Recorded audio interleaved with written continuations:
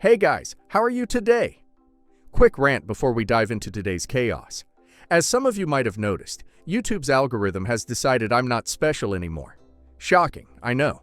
So now if you don't like, comment, or do a little backflip in the algorithm's honor, this video might just vanish into the void, never to be seen again. Seriously though, even a hi or "this is wild" in the comments helps way more than you think. It tells YouTube, hey, people actually like this channel. Maybe don't hide it from everyone. That can really help push my videos out to a wider audience, not just to my subscribers. So if you enjoy these stories and want to support the channel, that's the best way to do it. Now grab a drink, get comfy, and enjoy the drama. You won't want to miss this one. I met my ex, let's call him A, in my mid-20s. I was already established in my overseas job and slowly investing in properties back home in the Philippines. He was finishing college, preparing for the police board exam, and working odd jobs to make ends meet. I didn't judge. We all start somewhere. I admired his ambition. He was charming, eager, and always talking about how he wanted to build a stable future. I was in love, and I believed in him. So I supported him. Emotionally, mentally, and yes, financially. I paid for a chunk of his expenses while he was still studying. I even helped cover his board exam fees, transportation, and all those little unexpected costs that kept popping up. When he finally passed and became a police officer, I celebrated like I had passed the exam myself. I was proud. I genuinely thought, we made it. But things never quite shifted the way they should have. See, once A started earning, I assumed we'd finally start building a life together. But his idea of building meant spending his paycheck on himself or his family. Always. He never contributed to the bills, never helped with maintenance, never even paid for groceries when he was in my house. 8 times out of 10, he would ask me to send him money for something, a sudden family expense, a car issue, medical bills for a sibling. He always had a reason, and when I said I didn't have extra, he'd throw in that bitter little line, "But your paycheck is bigger," as if that justified draining me while he played the martyr son and generous brother. Meanwhile, I was still paying the mortgage on the house he lived in, a house that's 100% in my name. I worked for it, bought it, maintained it. But when I brought up shared responsibility, he'd go quiet, suddenly too tired to talk. After years of subtle gaslighting, entitlement, and the slow rot of emotional distance, I ended the relationship 18 months ago. I told him he could temporarily stay in the house while he sorted out his next move. But I laid down one very clear boundary. The day you get a new girlfriend, you leave. Period. I don't want another woman living in my home. Simple, fair, basic decency. He agreed, and then he didn't leave. Not only did he stay, but I recently found out, through mutual friends in social media, that he now has a girlfriend. And not just that, she's been living in my house.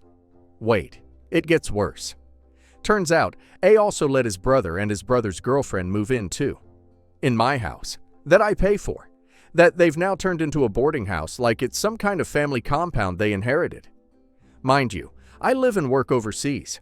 I'm not physically there, so they're all enjoying free rent, utilities, and privacy, while I bust my ass in another country to pay for the very roof over their heads. It was around this time that I found out A had told people he helped pay for the house, that it was our shared property, that his savings went into construction or renovation costs. Let me be very clear, that is a lie. He never contributed a cent to the purchase. He didn't even pay the property taxes. I have receipts for every peso that left my account. Every loan he claims to have made to the house was, in fact, either a fantasy or spent on his family's needs, none of which benefited the property in any tangible way. So, finally I snapped and filed a formal ejectment and unlawful detainer case. In Philippines, it's a process, but I've got the paperwork in, official notices served, and legal channels in motion. He could have taken that as his cue to leave quietly. Instead, he doubled down. He started ranting to mutuals about how I was destroying his life and threatening his job. He's now demanding that I pay him 300,000 pesos, claiming reimbursement for all his investments in the house. Again, 0 receipts, nothing in writing, no bank transfers, just his word versus years of documented ownership and my financial trail. Yesterday, I did something I never imagined I'd do. I called the electric company and cut the power. The account is under my name. The payments? Also under my name. He and his freeloading clan have been living rent-free, bill-free, and consequence-free for 18 months. I decided enough was enough. Now they're furious. They're messaging people saying I'm violating Philippine law, that this is wrongful eviction, and that they'll countersue for damages and harassment. They say I'm ruining his career, that he could be suspended or removed from the police force because of the legal case, that his girlfriend is depressed, that the brother's girlfriend is traumatized by losing power during summer. And all I can think is, where was this outrage when they moved another woman into my house? Where was the integrity when they turned it into a squatter's camp while I was away? The house is dark, and I hope it stays that way until they pack up and leave. I don't regret cutting the electricity. I regret not doing it sooner. I regret being the cool ex, the understanding girlfriend who wanted to stay civil and fair. I regret not listening to the voice in my head that screamed, "He's using you." Because he was. He is. And now that the safety net is gone, he's crying foul. Am I the asshole for cutting off the power to my house after giving him 18 months to figure it out, after filing everything legally, and after being lied to, manipulated, and disrespected? Not the a-hole. OP didn't just cut the electricity.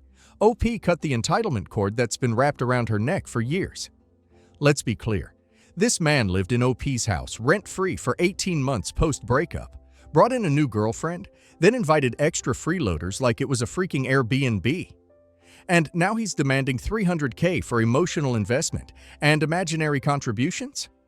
No, he's not just a leech. He's a delusional one. Good on OP for going legal. The only thing I'd do differently is hire a locksmith and install a motion-activated sprinkler system. And now let's hear community's opinion. Girl, you are not just not the a-hole. You're a damn saint for lasting this long. You supported this man through college, his police exam, his job hunt, and he repays you by turning your house into a hostel. That new girlfriend lounging in your living room like she earned it is the final straw. You gave him 18 months, legal notices, and free housing. He gave you lies, freeloaders, and public humiliation. Honestly, cutting the power was merciful. You should have changed the locks and left a note saying, "Electricity not included in Fantasyland." I'm Filipino and familiar with how stuff like this plays out here. What you're doing is 100% legal and 1000% justified. You didn't throw him out in the rain. You followed procedure. They ignored your kindness. They ignored the court papers, and now they're crying foul because you stopped enabling them. The irony of a police officer threatening you with countersuits after squatting in your house is poetic. Let him explain this to Internal Affairs when the unlawful detainer ruling hits his record. Not the a-hole. Not the a-hole. And let's be clear, this isn't just cutting electricity. It's regaining your power. Emotionally, financially, literally. You spent years supporting him, and he paid you back with manipulation, mooching, and betrayal. And now that you're enforcing boundaries, he's trying to weaponize sympathy and the law? Nah. If anything, you should consider billing him for 18 months of unpaid rent and utilities. The audacity of these clowns calling this wrongful when they've been wrong the entire damn time. Hold the line. Update case. Filed. Court day. Loading. And guess what? Plot twist. His sister, yes, the one I treated like family because I actually have a heart, reached out. Turns out Mr. Ungrateful is now in an abusive relationship. The girl literally threw hands at him at a family gathering. Why? Because they were arguing about me. Ha! My name living rent-free in their chaos. All hail the queen, right? Now the entire family can't stand her. Me? I really don't care. I'm just over here sipping my tea, enjoying the view. Because honestly, the audacity. After I built this man up, helped him feel like a man, he really thought he could come for everything I've established. Boy, sit down. Your karma is already serving you a full-course meal, and I'm just here for dessert. My daughter is engaged. I'm very happy for her. She's completed her education, PhD, has met a nice guy, and I couldn't be more happy for her. Her mom and I divorced about 10 years ago. My ex remarried a fairly wealthy guy who I actually like, and they have agreed to give her $30,000 towards her wedding. My ex asked me to contribute the same. I told her that I simply don't have that kind of money to give. My daughter completely understands, but my ex-wife doesn't at all. I could probably come up with that amount of money if I refinanced my home and took money out of retirement, but that would be the only way I could do it. My ex tells me that if I don't match her contribution, I won't be able to walk her down the aisle, won't be provided with photos, and will generally not be welcomed at the wedding. I'm able to contribute $5,000 and told my daughter this. She's okay with it, but her mom is livid. Am I the a-hole? Edit. 10 years ago, I used to make a lot more money than I do now. Life happens and things have changed. Yikes, not the a-hole. I hope your daughter is able to stand up to her mom on this, because ultimately, it's her decision if you come and if you walk her down the aisle. Your ex sounds like an awful person. Glad you're out of that marriage. Do not refinance your house and screw over your retirement plans for this. They should spend your $5,000 on the wedding and the $30,000 to put down on a home. $60,000 on a wedding is just a lot. Funding your daughter's wedding doesn't make you the gatekeeper of it. It's obvious that all this will blow over. Meanwhile, she's just trying to duck with you. On a related note, I totally get why she's your ex, not the a-hole. Not the a-hole. This is your daughter's wedding, not hers. Weddings provide a lot of opportunities for divorced spouses to open up old wounds. Sounds like your wife is taking those opportunities. Given your daughter is okay with your contribution, will you still be able to walk her down the aisle, be welcomed at the wedding? Myself, female, and my fiancé, male, just got engaged. My fiancé's family has always been super supportive of us and is even helping us pay for part of the wedding. On the other hand, my family is not. I did not expect my side, aka my dad, to contribute, so I was not surprised or even upset. He's just not the generous type and even had me pay rent when I lived with him. My mom died of cancer a few years back. We were incredibly close, and it was so hard to watch the kindest person I've ever met go through such a horrible thing. I know everyone grieves in different ways, but my dad began dating really soon after she passed. Within months, he was on dating apps and filling me in on the details of the women he was meeting. This, among other things, really damaged our relationship for a while. He met his now girlfriend within the first year of my mom being gone, and they now live together. I'm glad he has someone to keep him company, but it was fast. I'm not particularly close to my dad and his girlfriend, but we are on decent terms. I was visiting them recently. My dad's girlfriend went upstairs and my dad and I were still hanging out. He pulled up this video of a bride who was going to do a bouquet toss, when instead she walks it over, hands it to a bridesmaid, and turns her around to see that she is getting proposed to. I thought he was just showing me a random wedding video, so I responded, "Aw, cute." And he said, "I want to do this to girlfriend's name at your wedding." I was shocked and asked if he was serious. He said he had been thinking about it, and this is what he wanted to do to make it special, and to show that I'm welcoming her into the family. I told him that he was going to have to figure something else out, because that day is about my future husband and I, and that we were spending a ton of money for our special day.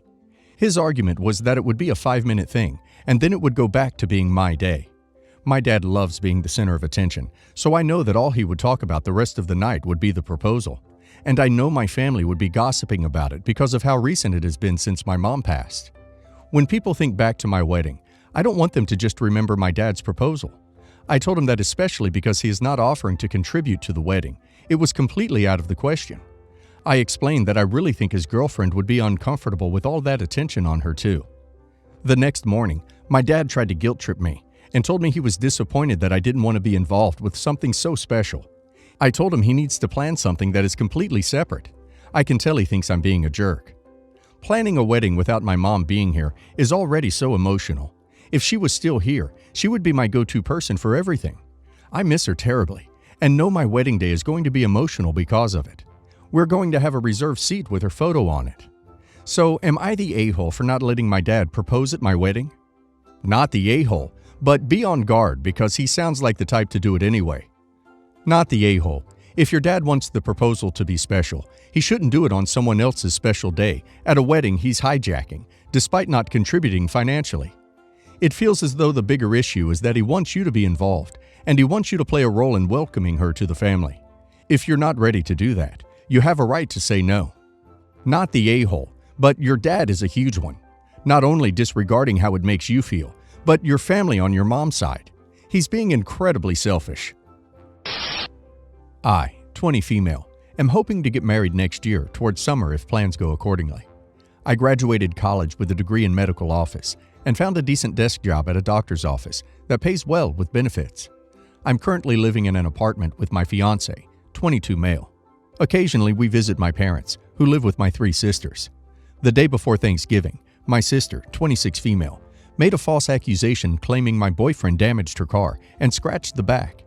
If it is true, he was behind her on the way home, but he says he never hit or damaged her car in any way. She says she's willing to drop it if he pays her out of pocket.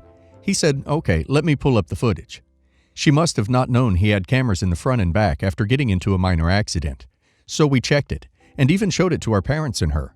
There is one point where he gets a few feet behind her, but never scratched her car because the scratch was already there. So it could have been from another car, but it wasn't him. This upset me and him, for him to be scammed and accused of. But we made the decision to disinvite her and the family members who sided with her. This, of course, caused further drama, because she never apologized to him for accusing him and saying he's not a good driver. And she had already helped contribute to the wedding. I'm offering to give back or pay for the stuff she contributed, but that doesn't mean I'm open to her coming. They aren't that close, as he is always busy with work and doesn't get to visit a lot. But am I the a-hole for disinviting sibling, family members for a false accusation? Edit. This is one of my older half-sisters, same mom, so we didn't grow up together, which is why we aren't that close. When I moved out from my father's and into my now fiancé's apartment, I started visiting my mom more. She currently lives with her boyfriend, my grandma, and my older half-sister and 2 younger sisters. It's not about being petty or regretting it, because I don't have any regrets, which is why I'm firm on my decision. I'm upset and would have reconsidered my choice to disinvite her had she not started this and lied about her car being scratched by my fiancé to get money. She brought this up to the family saying he did it, and had no doubts or hesitation, saying since he was the car behind her. And also, I wouldn't want to be associated with people who lie and don't own up to it. I could understand if she said, "I think you scratched my car," but she outright stated it was him. I've got calls from family asking why my fiancé hit her and etc., which I don't have the time to listen to when I'm busy working. And she could have brought it up with him first, instead of going through our mom using and involving my mother, who wasn't even involved with this, making it more bigger than it needs to be. Not the a-hole. Actions have consequences, and it's reasonable to not want someone at your wedding who made false allegations against the groom. However, I would also spend all the months between now and the wedding next summer reimbursing her for contributions. Since she's no longer invited, she deserves to be paid back in full. Not the a-hole for a few reasons.